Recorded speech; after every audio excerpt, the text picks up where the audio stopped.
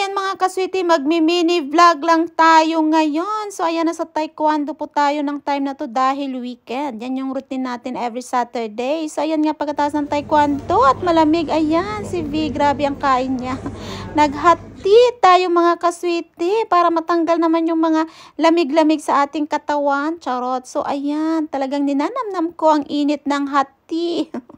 So, ayan nga mga kaswiti. O, diba? Picture muna kami ni Habi. O, diba? Charot. Sweet-sweet din pag may time. So, ayan. At hindi na kontento ang lola nyo sa mainit na tea at gutom. Hindi nakapag-almusal. Time check. 1 o'clock nung time na yan. Kaya kumain tayo. Pero salad lang naman yun mga kaswiti kasi diet tayo. Charot.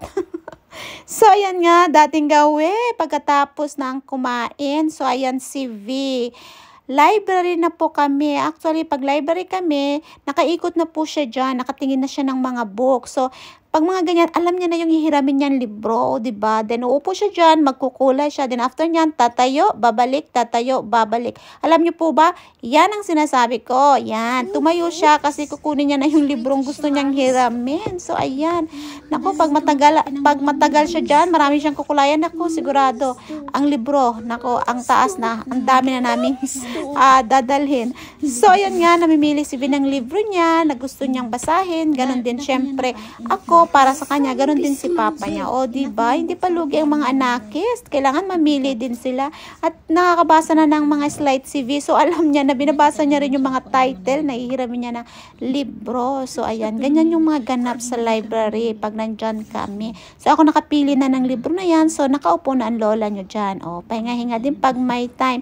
So, ayan. Nasa biyahe na nga tayo. Ayan. Parang kailan lang naninilaw ang mga dahon ng mga puno na to. Ngayon, walang dahon na, lagas na lahat. So, ayan, kahit wala na silang dahon, ang ganda pa rin tingnan. Nakaka-relax talaga ang mga puno. So, ayan yung mga kaswiti. Ayan, makikibirthday tayo. Ang sarap. Ang sarap ng ano na yan, ng cake na yan, Blowbirds cake. Napakasarap. So, ayan ang mga bata. Syempre, happy na naman ang mga bulilit at nagkita-kits na naman sila. So, ayan. O, ayan ang sinasabi ko. Sira ang diet natin. Basta Filipino foods. Nako, ang sarap ng mga pagkain. Grabe, ang dami na naman ang nakain dyan. Ayan, nabubulol na ako kasi nakita ko yung pagkain. Ang sarap ng mga pagkain. Grabe. So, ayan. Happy 4th birthday, Ilyas. Love, love, love. So, ayan, ang ating birthday boy. Ang cute-cute. Nakakagigil. So, ayan nga. Dahil kakantahan na kami dyan ng happy birthday to you, happy birthday to you. So, may mga ganyan ganap.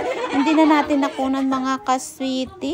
So, ayan, si V, kumuha na siya at namili na siya ng gusto niyang kainin. So, ayan. Sa wakas, makakain na naman siya ng may chocolate. So, ayan ang aking mga kamarites. Bisibisihan na kami sa aming pag-video. Hindi yan mawawala, diba? Shout out, mga kamarites at mga marites.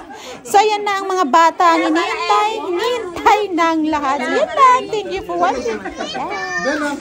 Bye.